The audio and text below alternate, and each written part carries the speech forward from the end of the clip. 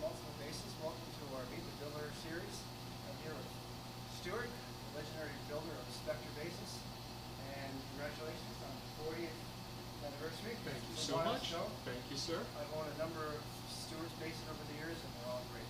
So Stuart, tell us about what drives you. Well, as I've said to various people, I build bases in order to fly fish in the style to which I hope to become accustomed to. So if any of us friends up in Canada have footage on any Atlantic salmon rivers or things like that, please let the folks at Ultimate Base know, and we'll see what we can factor into, et cetera, et cetera. Great to be meeting you folks, and I'm sitting here in front of our machining center, and here's the computer for it, which uses software called Rhinoceros, which is a 3D drawing software. Right now you're just seeing a line, which is the outline of a base wing. Let me try and show you something else here. Hold on a second. Let me just open something else up. It's a little more visible.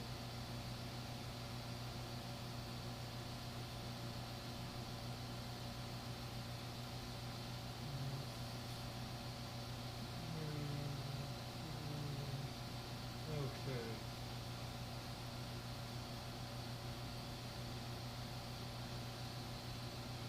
Here's a drawing in a program for a 5-string peghead profile. We're looking at it upside down. And so everything starts with drawing it in Rhinoceros in 3D. And then this part of the program here operates right inside of Rhinoceros, and it's called RhinoCam. And what you'll do is you'll start by picking a tool, in this case here, a milling cutter, let's say a 1/2-inch one, and then picking what it calls a region, which is the area that it's going to work in. So here you can see the lines lighting up, and then telling it what type of operation it's going to do, pocketing or profiling, etc.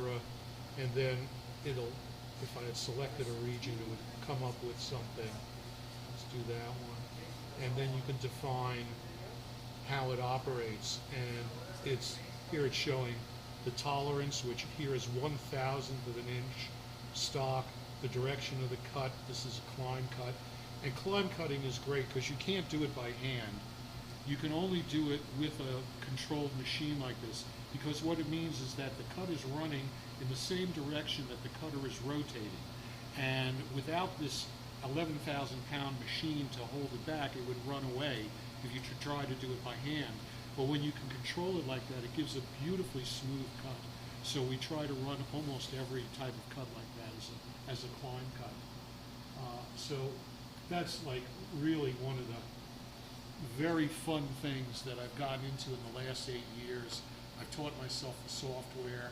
Finally got this 1991 vintage machine here, which is a great workhorse, a Fadal 4020, guitar maker's favorite.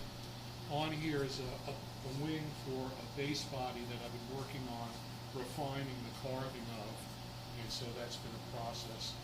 And if you come over here, there's a 3/4-inch ball end cutter in the nose right now, and then over here is a carousel that'll hold up to 20 other different cutters and drills, some of which are loaded in there. So one of the many wonderful things about the machine is I can write programs where it will automatically go and switch between cutters, sometimes as many as 5 different cutters and drills in the process of making a part. And hasn't gotten old yet. It's just so much fun, and being able, having gotten pretty facile in drawing in RhinoCam, it just opens up so many possibilities because I can pretty much machine almost anything I can draw.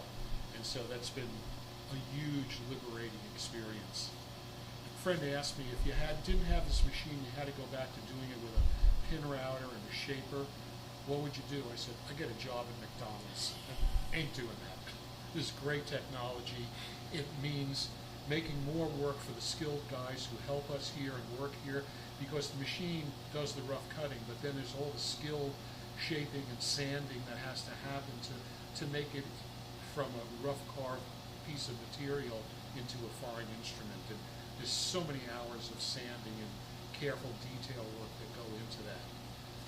In the rack here, we've got one very interesting piece. This is for Billy Sherwood of Yes, and this is our 40th anniversary base with a school of Atlantic salmon swimming up the neck. No offense, West Coast folks, Pacific salmon need not apply, but steelhead are okay. And Billy, who's a dear friend and a great player, is using this base on tour with Yes. They're going to be going to Japan in about 4 weeks. Here is a very nice one. Here's a, oh, this is really light. Here's a buckeye burl with just been sanded on black walnut on the back, neck through of course, and a bird's eye fretboard with abalone inlays. And these inlays are, you can see beautiful color to them. These were invented, this material was invented by a guy named Chuck Erickson, also known as the Duke of Pearl. And abalone is solid abalone shell that's been sliced to take the most colorful parts of the shell and then glue them together. So for instance, I know that this little black line here where my thumb is, that's glue. But it's glue in between layers of this beautiful colored shell. And it's just terrific stuff to work with because you get the absolutely most fabulous colors and depth of iridescence out of it. Thank you, Chuck Erickson, Duke of Pearl. What else?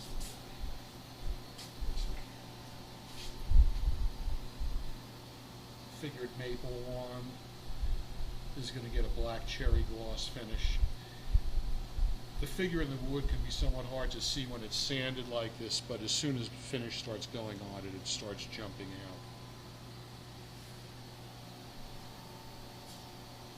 Here's also behind us here, here's a set of nice quilted maple wings that are just show you how rough it is when it comes off the machine, and this is what I've been working on today to get a smoother cut on the edges, which I think I've accomplished. This was not done with that new process. So that's what's happening here at Spector. Thank you so much for visiting. Hope to hear from everybody. And keep in mind, anybody's got any Atlantic salmon water, let me know. Have a great time. Play music, bring joy to the world. All the best. Thank you.